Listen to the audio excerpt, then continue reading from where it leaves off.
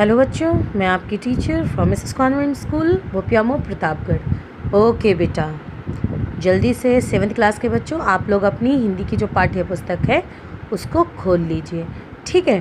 और जल्दी से हम लोग जो सेकंड चैप्टर हमारा कौन सा है, नाक की धाक चैप्टर पढ़ रहे थे। कितना इंटरेस्टिंग है ना, किस प्रकार से नाक से संबंधित बहुत सारे मुहावरे हैं, है कि नहीं। तो चलें शुरू करें।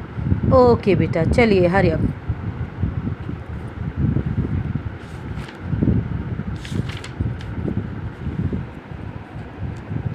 ओके बेटा, हमने कहाँ तक पढ़ा था, किस प्रकार लोग झूठी शान के खातिर, है ना, झूठी शान के खातिर लोग तरह तरह की बातें करते हैं, है कि नहीं।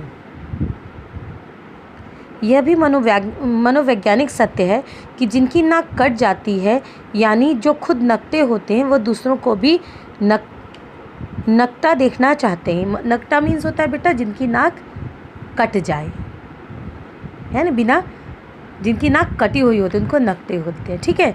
तो यानी जिनकी इज्जत होता है ना कि किसी वजह से उस इंसान के घर में कुछ ऐसा हुआ, या झूठी शान के लिए, है ना, उनका लड़का भाग गया या उनकी लड़की लव मैरिज कर ली, इस प्रकार की अगर बातें हो जाती हैं बेटा, यानी उनकी नाक कट जाती है।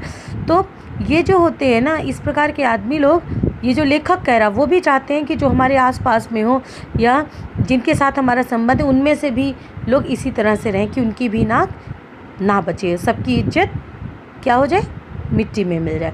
इस प्रकार की बातें जो लेखक बताता है कि जो नकटे होते हैं वो दूसरों को भी नकटा देखना चाहते हैं, यानी दूसरों की भी इज्जत वो नहीं चाहते हैं कि बच रहे, ठीक है।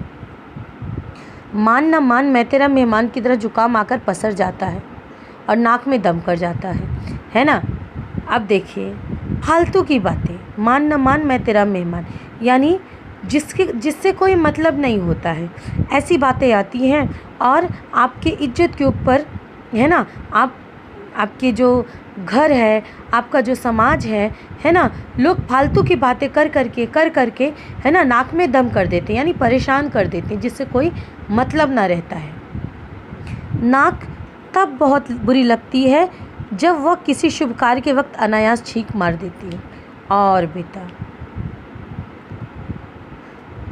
जब आप देखिए बहुत लोगों के घर में ये कहा जाता है ना, अगर कोई जा रहा है कहीं अच्छे काम के लिए, अगर छींक मार दिया तो बोलते हैं लो ये तो अशुभ हो गया, है कि नहीं। इस प्रकार की बातें हो जाती हैं। तो वही बोला जा रहा है कि शुभ कार्य के वक्त अगर कोई इंसान जा रहा है, ये क्या है, ये सब बस वही है ना कि कहते हैं कि झूठी बातें, है ना, कि जो पुरातन काल से चला आ रहा है वही चीज़ हमें माननी चाहिए, हमें उसके बारे में खोजबीन नहीं करना चाहिए, ऐसा नहीं है बेटा। तो छींक का इसका मतलब कुछ तो परेशानी है ना उस इंसान को, जिसकी वजह से हो सकता है सर्दी की वजह से छींक आ गई हो, है कि नहीं। इस प्रकार की बातें हो सकती हैं और लोग क्या उसको अनायास ही अशुभ मान लेते हैं। इस प्रकार की बातें हो जाती हैं। वास्तव में नाक और छींक दोनों सहेली हैं, पर ज़्यादातर लोग उन्हें अकेली ही देखना पसंद करते हैं, है ना। लोग क्या बोलते हैं,